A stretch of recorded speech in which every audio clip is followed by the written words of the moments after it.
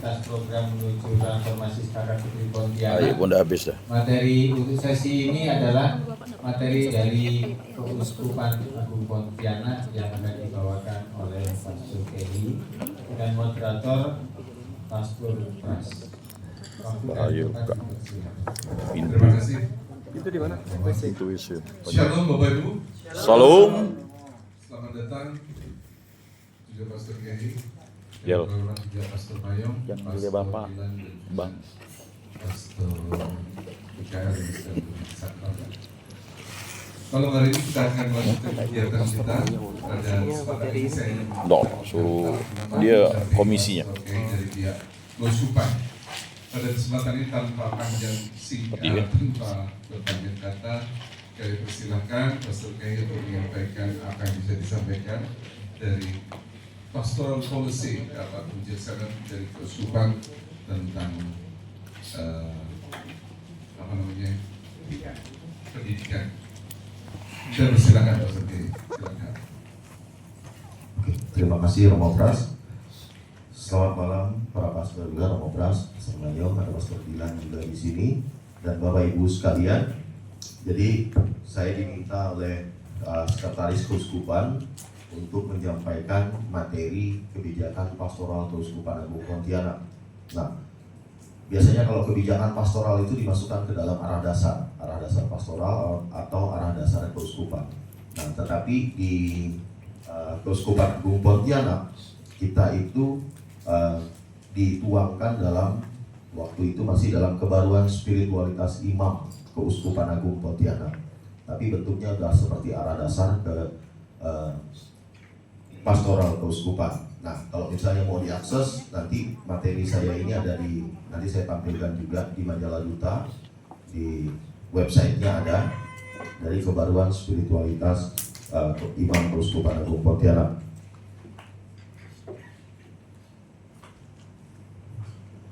Yang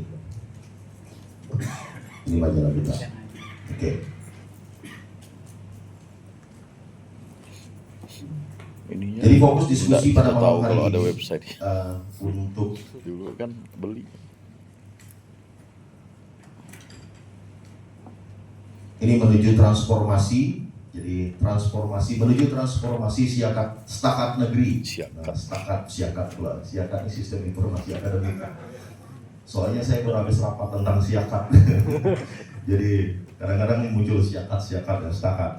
Nah, saya menyiapkan materinya seperti ini. Nanti kita akan berdiskusi bersama. Saya boleh diinterupsi. Jadi kalau misalnya sudah bosan mendengarkan, kalau misalnya mau diskusi silakan, boleh. Nanti Romo Pras akan memandu semua. Nah, arah kebijakan pastoral Keuskupan Agung Pontianak. Jadi saya mulai dulu dengan visi misi. Jadi supaya teman-teman di setakat negeri juga mengulang kembali. Mungkin visi misi ini sering dibacakan atau mungkin pernah dengar.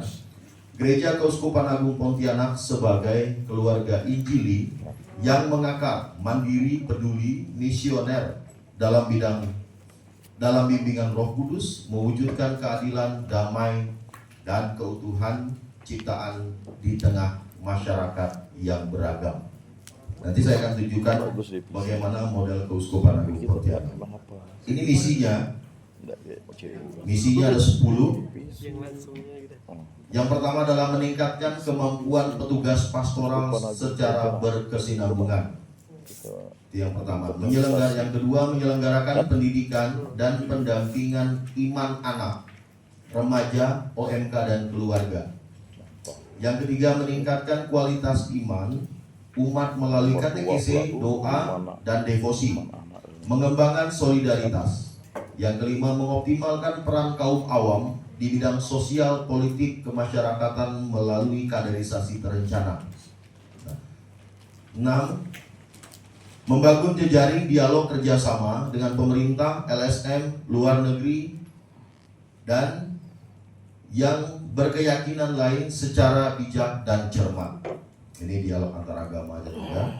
Terus membangun gerakan dan kerjasama dalam memelihara keutuhan ciptaan dan mengembangkan pola hidup sehat. Yang kedelapan, melibatkan diri dalam menyelesaikan masalah sosial, keadilan, kesetaraan, perdamaian, dan martabat manusia. Terus ke-9, mempromosikan ekonomi kerakyatan. Yang ke-10, meningkatkan dialog dan inkulturasi dengan budaya setempat. Ya, ekonomi Nah, kelihatan apa sih? dari visi misi ini, Bapak Uskup sendiri ingin 10 tahun, kalau dihitung ya, karena Bapak Uskup itu menjabat umur 65, karena kalau dihitung 75 tahun atau tahun ini, Bapak Uskup sudah harus memberikan surat pengunduran diri. Jadi saya hari Senin kemarin sudah disuruh mengantar surat pengunduran diri ke Jakarta. Jadi Nuncio bilang tidak boleh di pos, jadi harus diantar langsung. Jadi saya diutus Bapak Uskup juga untuk mengantar ke sana. Jadi sudah diantar surat pengunduran diri. Dan Nuncio mungkin menyampaikan bahwa tunggu saja berita dari Tahta Suci. Jadi tentang pengganti Bapak Uskup Agung Pontianak. Seperti itu. Nah, Itu bukan urusan terus dalam kebaruan spiritualitas iman Keuskupan Agung Pontianak. Jadi awam tuh. Bapak Uskup itu ingin menekankan bahwa perkembangan teknologi yang semakin canggih seperti teknologi informasi dan komunikasi kiranya mempermudah setiap usaha yang dilakukan oleh gereja sebagai langkah dalam berpastoral. Nah, saya ingat mungkin Pastor Pras juga ikut, Pastor Mayang juga ikut retret Krisma pembaruan janji imamat 2 tahun lalu. Jadi pemberi materi kita itu bertanya, siapa pastor yang sudah punya akun YouTube aktif? Nah, atau misalnya di sini saya tanya, siapa dosen setakat yang sudah punya akun YouTube aktif? Pak Kris, 2. Siapa lagi? Romo Pras? Ya. Punya. Romo Mayang punya? Dia kan nanya dosen, Masih. dia nggak nanya penyuluh. Jadi di era perkembangan teknologi seperti ini, jadi mungkin buat dalam retret tahun lalu juga kita pertobatan pastoral. Kami para pastor itu diminta pertobatan pastoral kemarin adalah memperbaharui cara berpastoral. Nah, kalau bisa dilihat mungkin di keuskupan, Komsos maupun akun Bapak Uskup sendiri, beliau punya Instagram yang pengikutnya adalah 18.000. Jadi 18K. Nah, saya saja sebagai pastor muda yang ganteng ini hanya mampu 1.800, kurang 01. Puji Tuhan. Punya Bapak Uskup 18.000, punya saya 1.800 pengikut. Nah, terus akun TikToknya Bapak Uskup itu sudah 17.000. Puji Tuhan. 17.000 Saya punya pengikut. 900. Nah, dan akun TikTok dan akun Instagramnya Bapak Uskup itu dibalas dan diposting sendiri oleh beliau. Umur 75 tahun ya. Bapak Uskup itu umur 75 tahun. Ya walaupun saya harus bekerja keras mengajarkan beliau ini ya Bapak Uskup ini ya ditekan gitu. Tapi beliau mau belajar. Membalas komen di Instagram itu juga beliau sendiri. Jadi kalau Bapak Ibu yang komen di sana dan diberi tanda love oleh Bapak Uskup, itu tangan Bapak Uskup sendiri. Dan setiap hari beliau membuat status di WA, menginformasikan kegiatan dia kemarin. Jadi kegiatan dia kemarin diinformasikan hari ini. Nah, itu selalu disampaikan oleh Bapak Uskup. Nah, oleh sebab itu kita karena kita berbicara soal transformasi dan juga selaras dengan semangat pastoralnya Keuskupan Agung Pontianak, yaitu melihat era digital ini sebagai peluang, bukan sebagai ancaman. Karena kalau kita melihat, karena beberapa generasi baby boomer dan generasi X, karena bapak-bapak semua seperti ada beberapa yang generasi baby boomer dan generasi X itu membenci media sosial. Saya tahu bahwa ada beberapa yang ngapa pastor main Instagram.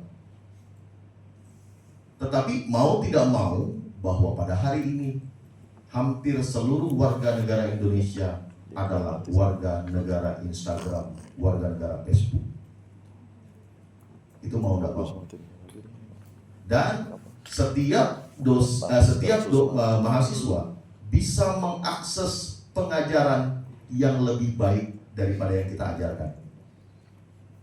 Misalnya, saya sendiri mengajar di kampus, yaitu mengajar agama Katolik dan mengajar logika dan penalaran ilmiah. Supaya saya tidak kalah dengan akun YouTube para dosen pengajar logika dan penalaran ilmiah, kita juga harus mengupgrade apa yang mereka bisa temukan di sana. Kita harus bisa mengakses ChatGPT. Bahkan di dalam pelajaran logika dan penalaran ilmiah dan pelajaran agama, saya masukkan satu sesi bagaimana cara penggunaan ChatGPT yang baik dan benar. Mau tidak mau. Karena walaupun kita sekarang meminta mereka jangan pakai ChatGPT segala apa, nggak bisa dilarang. Nah, itu di perkembangan teknologi dan era digital. Dan Bapak Uskup, saya sudah ajari bagaimana cara membuat khotbah memakai ChatGPT. Jadi khotbah ChatGPT itu, jadi begini, saya akan lihatkan. Di handphone kami itu sudah terinstall. Saya tidak tahu apakah punya Bapak Ibu sudah terinstall ChatGPT yang seperti ini. Nggak kelihatan. Nggak kelihatan. Pakai mah belum pasang. Ngapain? Nggak apa-apa, nggak usah. Pakar. Jadi yang ChatGPT yang ini premiumnya adalah 229.000. Pakai Inggris. 229.000 per bulan.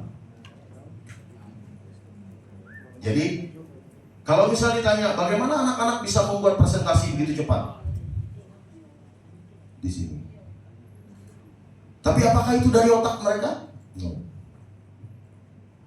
Jadi otak mahasiswa zaman sekarang adalah otak ChatGPT.